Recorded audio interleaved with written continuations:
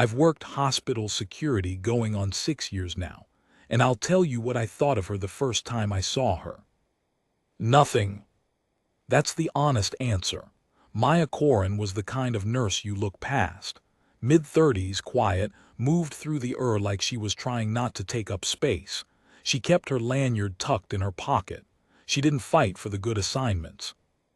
When Dr. Caldwell Prout, chief ER attending, 12 years at Bryan County General, the kind of man who filled a doorway and expected the doorway to be grateful, waved her off with 2 fingers and said, "Maya, you're on intake today, go pull the IV kits." She didn't argue. She nodded and went. I watched her do that for 6 months before the Thursday that changed everything. January. Cold enough to get into the parking structure and stay. The ER was running hot, 3 beds jammed, a cardiac workup in Bay 2, Dr. Prout running the floor like a man who believed loudness was the same thing as speed. He had 2 residents trailing him. He had a nurse named Darren who handed him things before he finished asking. And he had Maya at the intake window, sorting IV kits by gauge, which was where she usually was. I was at my station, by the corridor door, when the ambulance bay doors blew open, and the paramedics came in hard. The patient was a veteran named Marcus Dade, 31 years old. His rig had rolled on the county road 2 miles east, black ice, no guardrail, 20 feet into a drainage ditch. The right femoral was the problem. The field tourniquet hadn't held the way it needed to. His pressure was in the floor. He was conscious barely, and the color of old concrete. Prout called it instantly. "Bay 4 now, let's move." His whole machine went into motion around Marcus Dade, fast, clear, zero wasted motion. Prout was good at his job, whatever else I thought of him. Maya watched from the intake window. She set down the IV kit she was holding. She had her assignment. She stayed. The next 11 minutes were bad. I know because I was watching the monitor through the bay window. Prout's team was fighting the femoral and losing ground. The bleed was deeper than the field tourniquet had reached. The resident on the left, maybe his 2nd year, was white around the mouth. "Pressure isn't holding. Give me a second line. Where's vascular?" "Vascular's on the cardiac in 20 minutes out." "Then we wait and we pack and we hold." "His pressure's—" "I know what his pressure is." I looked over at Maya. She wasn't at the intake window anymore. She was standing at the threshold of Bay 4, one hand on the curtain rail, watching the monitor. Her face was the same as it always was, settled, level, nothing moving. But her eyes were different. I'd never seen her look at anything the way she was looking at that monitor, like she was reading a language everyone else in the room hadn't learned yet. She said, "Dr. Prout." He didn't look up, not now. "The tourniquet pressure isn't reaching the bleed. It's a proximal femoral. You need a direct compression pack at the inguinal crease, not distal." Prout looked up. I'll say this for him, he didn't mock her. He just looked at her the way a man looks at a stranger who has walked into his kitchen and started rearranging the pots. Politely blank. "I've got it handled. His pressure is 62/40 and dropping. You have maybe 4 minutes." The resident with the white mouth looked at Prout. Prout looked at the monitor. The monitor agreed with Maya. He stepped back just half a step. "Show me." She was already moving.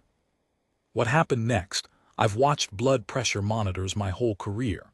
I know what a number going the wrong direction looks like. I watched Maya Corin work Marcus Dade's right leg with her hands in a pressure pack, and a kind of absolute mechanical certainty that had nothing to do with luck and nothing to do with instinct, and everything to do with something learned in conditions that I could only guess at. Her hands didn't shake. Her voice didn't rise. She talked to the resident as she worked, calm and even, the way a person talks when they've done the thing before. Not once, not twice. "Hold it right there, steady pressure, don't let up there, you feel that. That's the anchor point, keep that." The pressure began to climb. 64, 68, 72. Prout was very quiet. When Marcus Dade's pressure crossed 85 and held, The resident exhaled so hard it was almost a laugh. Maya stepped back from the bed, stripped her gloves and dropped them in the red bin. She looked at the monitor one more time. Then she turned and walked back toward the intake window. That was it, that was her. She passed close enough in the corridor doorway that I could have said something. I didn't. She picked up the IV kit and went back to sorting by gauge. Prout came out of Bay 4 7 minutes later. He looked at her once across the ER. I expected something, a nod, a word. What I got was a man who had been rattled looking at the thing that rattled him and then looking away. He went to check on the cardiac in Bay 2. I almost let the whole thing be. 6 months of watching her be invisible, you get into the habit. Then Marcus Dade woke up. It was 40 minutes after the worst of it. He'd stabilized, fluids running, color returning in slow patches. He was groggy, the kind of awake where the world is still at a distance. Maya was at the station near his bay, writing her notes. He turned his head, it cost him, and looked at her. He looked at her a long time. She was writing, she didn't look up. His voice came out hoarse, barely over a whisper. Ghost. She stopped writing. She didn't look up right away. She went very still, the pen still touching the paper, and whatever passed across her face in that half-second, I almost missed it because it was small and fast and shut down almost before it opened. Then she looked up. Marcus Dade was looking at her with the expression of a man who has found something he had given up on finding. She said quietly, Sergeant Dade. He said, I thought you were gone. Her face did something then that I couldn't name. Not tears, nothing like that. Something older and harder than tears, something settled back into place.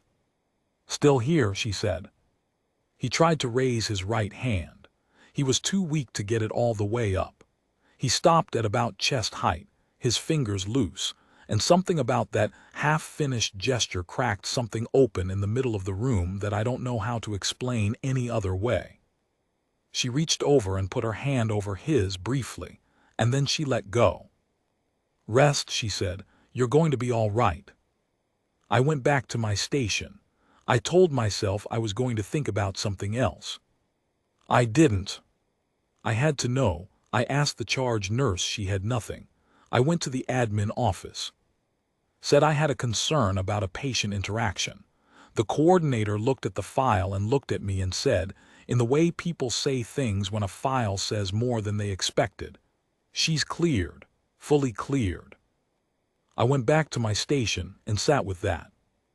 At 11:17 that night, 4 men walked into Bryan County General. They came through the main entrance.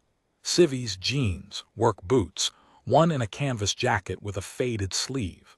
The kind of men who moved like they'd spent time in places where how you moved determined whether you came home. They walked like they knew the building even though they'd never been in it, because men like that always know any building they enter. I stepped up, can I help you? The one in front had a quiet face. We got a call from Marcus Dade. He told us she was here. She? He didn't answer that. We just need 5 minutes. Something told me to let them through. I found Maya at the nurse's station and told her there were 4 men in the lobby asking about her. I didn't know how else to say it. She looked at me for a moment with an expression I couldn't read, and then she set her pen down and stood up. She walked into the lobby. I was behind her, it's my job, that's what I told myself. When those 4 men saw her, they stopped. The one in the canvas jacket made a sound that wasn't quite a word. They looked at her the way Marcus Dade had the found thing expression, and then something moved through all 4 of them at once, a decision requiring no discussion. They came to attention. Not military rigid, they were in jeans, they were civilians tonight. But they stood straight, squared their shoulders, and one by one, right to left, raised their right hands to their foreheads and held them there. The lobby was a Thursday night hospital lobby, a woman with a sleeping child, a man at the coffee machine, the overnight receptionist looking up from her monitor. Fluorescent light making everyone look washed out. In the middle of it, 4 men held a salute for a woman in navy scrubs who stood with her hands at her sides and did not cry and did not look away. The one in the canvas jacket said, finally, still at attention, "We didn't know you were here. Marcus found you on accident. We've been trying to find you for 3 years." She said, "I didn't go far. You saved every one of us." She shook her head, a small motion. "You got yourselves out." "We carried each other out," he said, "because you gave us enough time." Whatever she was going to say to that, she didn't say it. She looked at them, all 4 of them, slowly, one face at a time, and I saw something move through her that she kept still on the outside, the way a river is still on top and you only know the current by the weight of it. "You came all this way," she said. 6 hours, the older one said, simply, like 6 hours was not even a question. I became aware of someone standing beside me. It was Dr. Caldwell Prout.